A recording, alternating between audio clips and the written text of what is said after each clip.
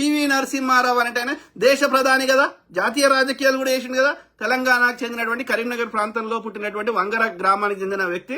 మరి పెట్టుకోండిరా, అరే చెత్తనా కొడుకులారా, విజయవాడలో, విశాఖపట్నంలో, అనేక ఏది అమలాపురంలో పెట్టుకోండి పివి నరసింహారావు విగ్రహాలు. పెడతారా ఇల్లు చలాంటి కొడుకులు? పెట్టరు.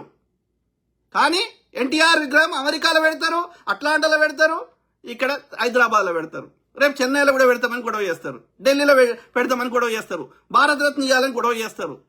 ఏం బీకిండ్రా భారతరత్న ఇవ్వడానికి? భారతదేశానికి ఏం చేసిండ్రా ఎన్టీఆర్? నేషనల్ పాలిటిక్స్ లో ఎన్టీఆర్ వీకింది ఒక్కటి చెప్పండి దయచేసి, మీకు దండ పెడతా. దేశం లెవెల్లో ఒక పెద్ద నిర్మాణం చేయడానికి కానీ, ఒక పెద్ద ఉద్యమం చేయడానికి కానీ, దేశం లెవెల్లో ఒక ఏదైనా పనికొచ్చేది చేసింది ఎన్టీఆర్ పీకింది ఏందో చెప్పు. నేషనల్ పాలిటిక్స్ లో ఏమీ వీకలే. 20 రకాల డ్రెస్సులు వేసాలేస్తోడు. ఓకే, ఓసారి ఒక మార్చిపోయిన అంగి ప్యాంటు షర్ట్ వేసుకునేటోడు, ఒక కాకిది, ఒకసారి ఏమో తెల్లది వేసుకుంటాడు, ఒకసారి ఏమో కాషాయం వేసుకుంటాడు.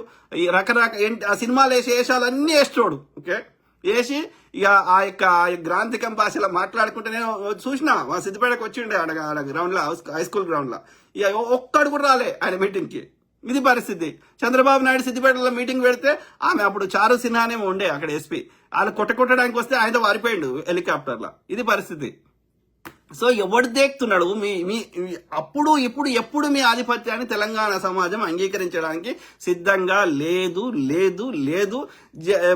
జాతిరత్న అనడానికి, భారతరత్న అనడానికి, భారతదేశంలో ఉన్నటువంటి, ఒక వెస్ట్ బెంగాల్లో ఉన్నటువంటి, ఒక రాజస్థాన్లో ఉన్నటువంటి, ఒక గుజరాత్లో ఉన్నటువంటి, ఒక మధ్యప్రదేశ్లో ఉన్నటువంటి భారతీయులకి ఎన్టీఆర్ పీకింది ఏమీ లేదు. కాబట్టి భారతరత్న ఎందుకు ఇవ్వాలి? ఇక అంతేగా, ఎంతసేపు వాళ్ళని పిండి బెదిరించి వాని ఏదో రకంగా ఇది ఇట్లా అడ్డదారులు అన్నట్టు. దరిద్రం ఉండా కొడుకులు. పెట్టండి రా, ఆంధ్రప్రదేశ్లో గద్దరన్న విగ్రహం పెట్టుర్రి, పివి నరసింహారావు విగ్రహం పెట్టుర్రి, బాలసుబ్రహ్మణ్యం విగ్రహం ఈడ పెడతా అంటాడు, మరి పెట్టుర్రి. సి నారాయణ రెడ్డి విగ్రహం ఆడ పెట్టుర్రి.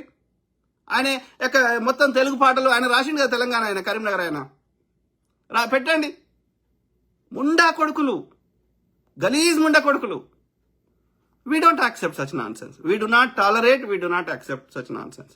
సో ఆలోచించండి మిత్రులారా, మీ కామెంట్స్ చదువుదాం. Okay,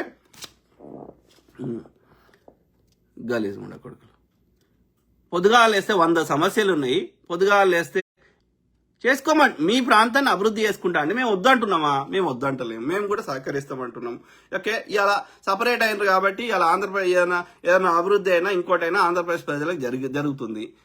so సంతోషపడండి. మేము మంచిగా బతుకుతాం, మీరు మంచిగా బతకరు అంటే వానికి మనసులో పడతలేదు.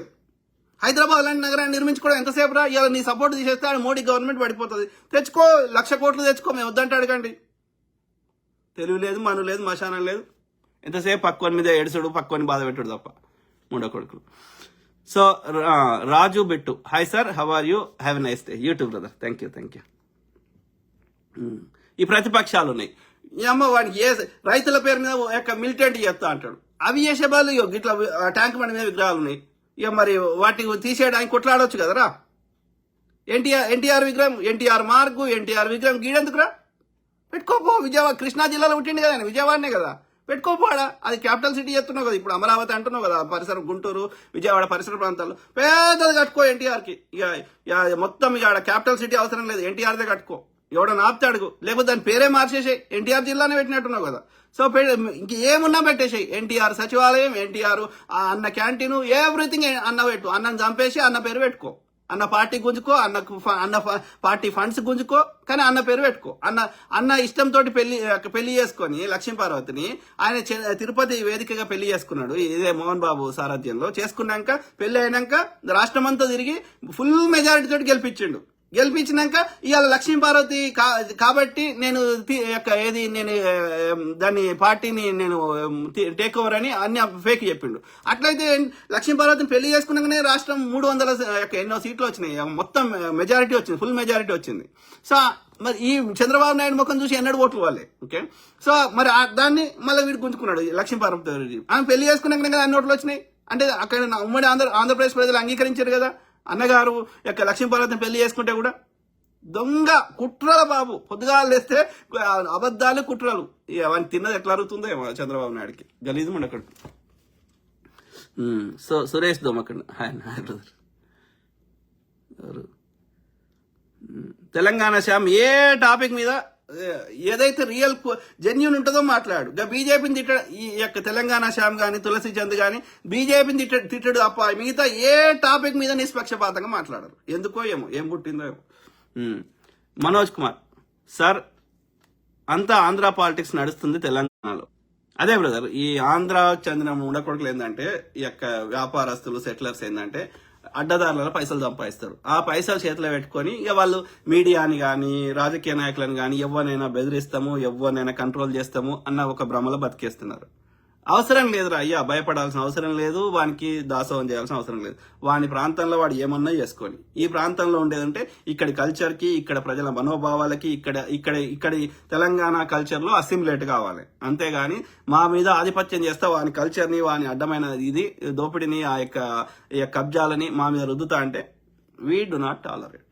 ఓకే, తెలంగాణ ఉద్యమాలు ఎట్లా వచ్చినాయో ఓకే ఇక అంతకంటే పెద్ద ఉద్యమాలు వస్తాయి వీళ్ళు ఇట్లనే కంటిన్యూ చేస్తే. సో అయినా బుద్ధి వస్తలేదు వాళ్ళకి.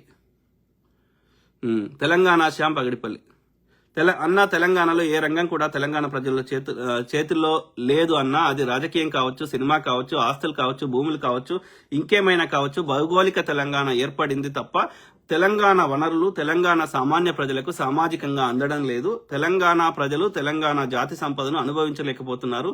ఒక పక్కన మార్వాడి ఓడు, ఇంకో పక్కన తెలుగోళ్ళం మనమనే ముసుగులోని సీమాంధ్ర పాలకులు, వీళ్లకు తోడు పనికి మాలిన తెలంగాణ రాజకీయ నాయకులు. తెలంగాణలో మరో ప్రత్యామ్నాయ తెలంగాణ ఉద్యమం తప్పదు అన్న. అదే శ్యామ్. సో ఇట్లనే if this continuous that will happen. Telangana ప్రజలు ఊరుకోరు. ఓకే, సో అప్పుడు వేరే లెక్క ఉంటుంది.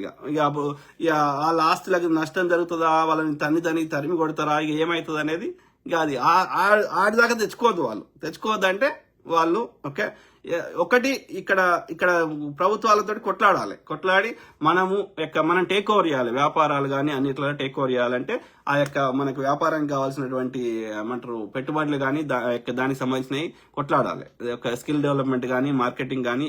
సో ఈవెన్చువల్లీ మనము ఆ టేక్ ఓవర్ చేయగలిగితే వాడిని నిర్వీర్యం చేయొచ్చు. ఇక ఫిజికల్ ఎల్లగొట్టడం అనేది ఇక ప్రజల నుంచి ఉద్యమంలో వస్తే అది చెప్పలేం కానీ, బట్ అదర్వైజ్ భారత రాజ్యాంగం, ఫెడరల్ వ్యవస్థ ఇదంతా ఉంటది కాబట్టి మనము జనరల్ గా వెళ్ళిపోవడానికి ఉండదు కానీ, but we should be able to take over. Okay, తీసుకోవాల్సిన అవసరం ఉంది. ఎందుకంటే we should not tolerate such non sense.